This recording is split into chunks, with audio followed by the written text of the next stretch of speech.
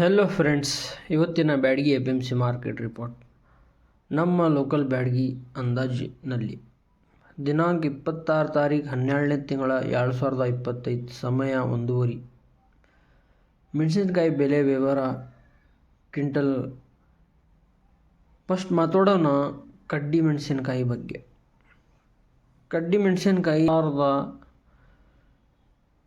809 ಚೀಲ, ಗರಿಷ್ಠ ಬೆಲೆ 48,889. ಸರಾಸರಿ ಬೆಲೆ 35,009. ಈಗ ಮಾತಾಡೋಣ ಡಬ್ಬಿ ಮೆಣಸಿನಕಾಯಿ ಬಗ್ಗೆ.